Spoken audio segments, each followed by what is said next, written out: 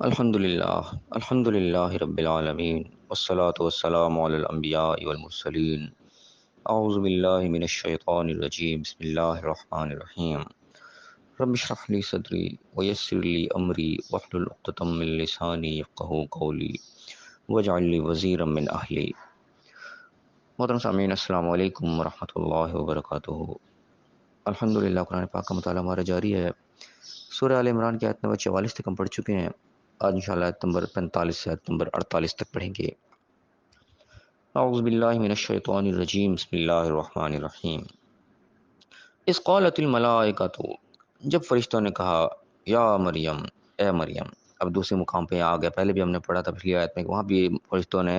مریم علیہ السلام کو براہ راست خطاب کیا، اور یہاں بھی آ رہا ہے کہ فرشتوں نے مریم علیہ السلام سے کہا کہ یا مریم، اے مریم، ان اللہ یبشرک بکلمۃ منہ، بے شک اللہ تعالیٰ تجھے خوشخبری دیتا ہے اس کی طرف سے ایک کلمے کی، ایک کلام کی، ایک بات کی، یعنی کہ ایک حکم کی، سمجھ لیں اللہ کا کلمہ کیا ہے کہ اسمہ المسیح عیسیٰ ابن مریم، اس کا نام ہوگا مسیح عیسیٰ ابن مریم۔ یہاں پہ عیسیٰ ابن مریم کو، مسیح علیہ السلام کو کلمہ کہا گیا، اور اس ان کے تمام مفسرین تقریباً اسی بات کو کہتے ہیں کہ اس کا مطلب یہ ہے کلمہ کہنے کا کہ وہ اللہ کے حکم سے، کلمہ کن سے ان کی پیدائش سے کہتے ہیں اللہ تعالیٰ جو بھی کام کرنے کا ارادہ کرتا ہے تو اس کو کن کہتا ہے وہ ہو جاتا ہے۔ تو عیسیٰ علیہ السلام کی پیدائش بھی یہ کن کے کلمے سے ہوئی، اس میں یعنی کہ کسی مرد کا کوئی اس کے اندر کردار نہیں ہے۔ اس مریم علیہ السلام کو جو بغیر باپ کے ان کو جو اولاد ہوئی ہے، کہ کوئی شوہر نہیں تھا ان کا، اور عیسیٰ علیہ السلام جو ہے بغیر باپ کے وہ پیدا ہو گئے، تو یہ اللہ کا کلمہ تھا کہ اللہ نے کن کہا اور وہ کام ہو گیا۔ ایک معجزاتی یعنی کہ پیدائش عیسیٰ علیہ السلام کی ہوئی، اور فرمایا کیا وجیہن فی الدنیا والآخرہ، اور دنیا اور آخرت دونوں میں وجیہ بہت ہی بابرو باعزت ہوں گے، وہ من المقربین، اور اللہ کے مقربوں میں سے ہوں گے، اللہ تعالیٰ کے خاص ان کے اوپر عنایات ہوں گی، کوئی عام شخصیت نہیں ہوں گے وہ۔ اور ان کی پھر پیدائش کا جو معجزاتی پیدائش ہے، اس کا پھر اگلا معجزہ کیا ہوگا، وہ یکلم الناس فی المہد، وہ لوگوں سے کلام کریں گے مہد میں، گود میں۔ گود کا بچہ کبھی کلام نہیں کرتا، تو یہ ان کی بہت بڑی ایک نشانی ہوگی کہ وہ کوئی عام شخص نہیں ہے جو دنیا میں آئے ہیں، وہ بغیر باپ کے آئے ہیں۔ تو یہ ایک یعنی کہ جو لوگوں کو یقین نہیں آتا جس چیز کے اوپر، لیکن جو گود میں کلام ہے وہ تو سب اپنی آنکھوں سے دیکھیں گے، جب لوگوں نے دیکھا اس چیز کو، جو اللہ تعالیٰ نے ان کی پیدائش کی، تو یہ اس بات کی مزید دلیل بنی کہ یہ پیدائش کوئی عام پیدائش نہیں ہے۔ عام بچہ کوئی بھی گود میں جائے وہ نہیں بولتا، جو عام فطری طریقے سے پیدا ہوتا ہے اس کے اندر یہ خصوصیت نہیں ہوتی ہے کہ وہ گود میں کلام کرنا شروع کر دے۔ اس بچے کی پیدائش بھی یعنی کہ غیر فطری ہے، یہ عام روٹین سے ہٹ کر پیدا ہوا ہے، اور اس کے اندر خصوصیات بھی یعنی کہ ہٹ کے ہی آئی ہیں۔ کوئی بچہ گود میں کلام نہیں کرتا، لیکن عیسیٰ علیہ السلام نے گود میں کلام کیا۔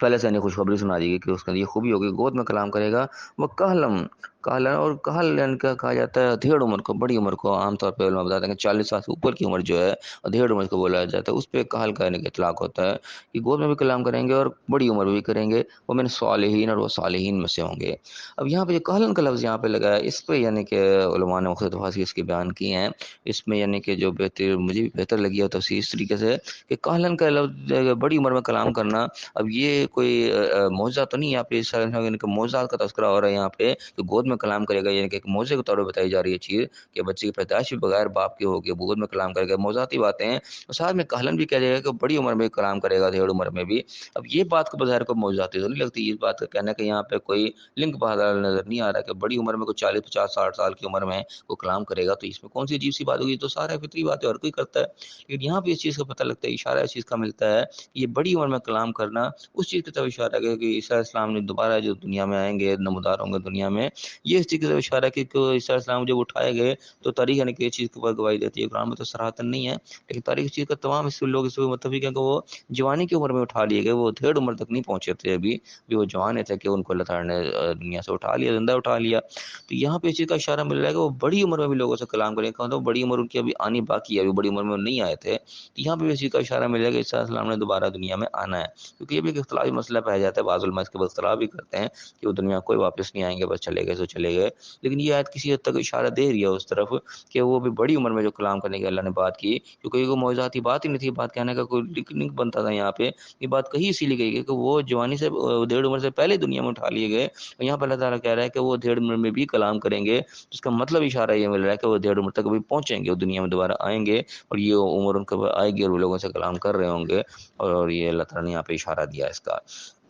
اب یہ بات جب ان کو مریم علیہ السلام کو خوشخبری سنا دی گئی تو وہ اس چیز سے حیران ہوئے کہ یہ کیسے ممکن ہے، قال تو نے کہا رب انا یکون لی ولد کہ میرے لیے اولاد میرا کہاں سے ہو جائے گی، ولم یمسسنی بشر مجھے سے کسی بشر نے چھوا ہی نہیں، یعنی وہ وہی قدرتی جو عمل دنیا میں چلا آ رہا ہے ان کا اشارہ اسی طرف ہی کیا کہ میرے ساتھ تو ایسا معاملہ کوئی نہیں ہے، میں تو نہ نکاح ہوا نہ میرے پاس تو آیا ہی کوئی مرد نہیں ہے، تو میرے اولاد کیسے ہو جائے گی؟ تو جواب ملا قال کذالک اللہ یخلق ما یشاء، جواب ملا ایسا ہی ہوگا، اللہ تعالیٰ جیسا چاہتا ہے پیدا کرتا ہے۔ اب یہ براہ راست کلام ہو رہا ہے، یعنی کہ مریم علیہ السلام سے فرشتے بات کر رہے ہیں، مریم علیہ السلام آگے سے جواب دے رہے ہیں، رب کے اپنے رب سے بات کر رہے ہیں، آگے سے جواب مل رہا ہے۔ اب یہ پھر وہی بات ہے کہ اشارہ چیز میں یہ ملتا ہے کہ یہ انداز جو ہے کلام کا یہ صرف انبیاء کے ساتھ ہی ہوتی ہے، انبیاء کے علاوہ کسی کے ساتھ اللہ تعالیٰ نے اس طریقے کا کلام کا جو ہے وہ تذکرہ قرآن میں نہیں کیا، تو اس کی وجہ سے بعض لوگوں کا دھیان اس طرف جاتا ہے کہ شاید مریم علیہ السلام بھی جو ہے وہ اللہ کی نبی تھیں، بہرحال اللہ عالم تھیں یا نہیں تھیں، لیکن لوگ اس چیز کے اوپر ایک بحث کرتے ضرور ہیں۔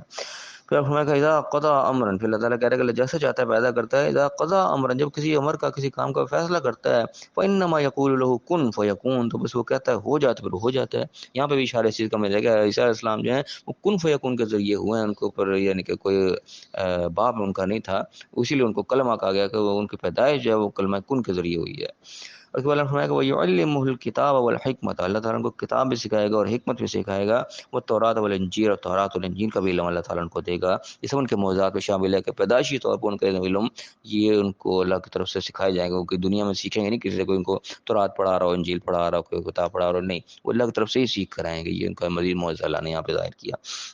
اب یہاں پہ بھی ایک چھوٹا سا سوال پیدا ہوتا ہے کہ یہاں پر اللہ تعالیٰ نے حکمت بھی کہہ دیا، ٹھیک ہے حکمت ہوتی ہے، تورات اور انجیل بھی سمجھ میں آ گئی، ٹھیک ہے، ساتھ میں الکتاب کا بھی یہاں بتایا گیا کہ اللہ کتاب کا علم بھی دے گا۔ اب کتاب کون سی آ گئی؟ کتاب جو زیادہ تر مشہور ہے تورات جو ہے، اس سے اندر سارے یعنی کہ زبور بھی اسی کے اندر سمائی ہوئی ہے جو تورات موجود ہے، انجیل جو اللہ نے ان کو دی، ٹھیک ہے۔ اب یہ کتاب کا بھی تذکرہ کیا، کتاب کا علم بھی اللہ ان کو دے گا، کتاب علیحدہ کے دیوار ہیں جو ساری کتابیں ہی ہیں، کتاب خالی کہہ دیا تو ساری کتابیں اس میں شامل ہو جاتی نہیں، کتاب کا لفظ علیحدہ لکھا، تورات علیحدہ، انجیل علیحدہ اور حکمت اللہ کی طرف سے علیحدہ ان کو سکھائی جائے گی۔ تو یہاں پہ بھی یعنی کہ جو علماء نے زیادہ تر جو مفسرین کی تفسیر کی اس طرح کی ہے کہ الکتاب سے مراد اللہ تعالیٰ نے قرآن مجید کے کہ اللہ تعالیٰ ان کو قرآن کا علم بھی سکھائے گا، یعنی جب دوبارہ دنیا میں وہ آئیں گے، اب